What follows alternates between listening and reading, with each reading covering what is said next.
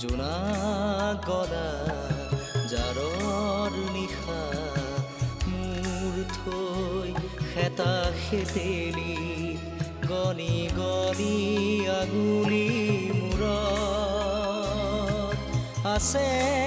কিমান চকুৰ পানী সুখৰ চিকুণ মনি মই ভাগৰ নাই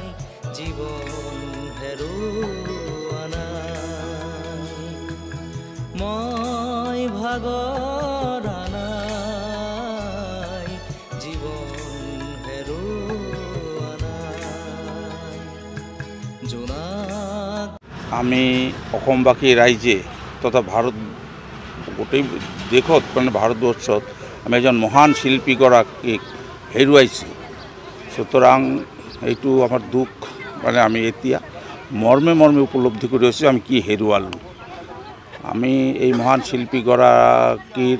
স্মৃতিত আমি বঙাইগাঁও মিউনিসিপালিটিত ইতিমধ্যে বিভিন্ন সংগঠনেৰ পৰা আবেদন তথা এটা আমার উপরত একটা কোয়া হয়েছে যে আপনাদের একটা জুবিন গার্গ পার্ক যেটা আমি বঙাইগাঁও মিউনিসিপালিটি ওয়াকিং জোন অথবা বিসর্জন ঘাট আপনাদের জানে এতে দুর্গা পূজা পিছত বা বিভিন্ন পূজার একটু একটা প্রতিমা বিসর্জন হয় একটু বিসর্জন ঘাট বলেও জানা যায় অথবা ওয়াকিং জোন হিসাবেও আমার মাননীয় মুখ্যমন্ত্রী একটু ডেভেলপ করি একটু বিশাল একটা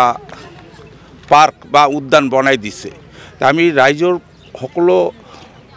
আবেদনের প্রতি হহারি জানাই তথা তথা আমি ভাবো যে আমারও একটা কর্তব্য আছে বঙ্গাইগাঁও মিউনিসিপালিটির তো সুতরাং রাইজর লগত একমত সহমত হই আমি আজি এই ওয়াকিং জোনটো যেটি বিশালাকায় ইয়াতে 100 বিঘার উপর জমি আছে আমাক প্রায় 20 বিঘা জমি 20 বিঘা জমি ইহর পৰা দিয়া হয়েছে প্লট এরিয়া প্রায় 20 বিঘা দাগ নম্বর 19 আর 20 সেইখিনি যেটো আমার ইহত আছে তো সেইখিনি এই এরিয়াটোত আমি জুবিন গার্গ উদ্যান নামে আজি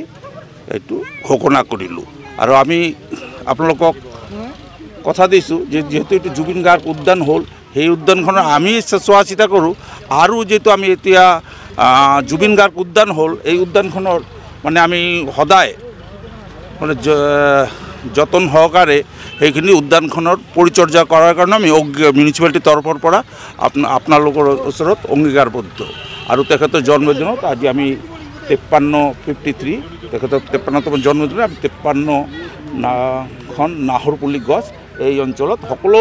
ৰাইজৰ উপস্থিত বিভিন্ন শিল্পী সমাজ আমাৰ বিভিন্ন সংগঠনৰ পৰা মানুহ সকলোৰ উপস্থিতি তথা আমাৰ মৰমৰ আপোনালোকৰ উপস্থিতিত আমাৰ সাংবাদিক বন্ধুসকলৰ উপস্থিত আমি এই যে এতিয়া নাহৰ গছ পুলি ৰোপণ কাৰ্যসূচী কৰি আছোঁ ধন্যবাদ নমস্কাৰ তৰাতি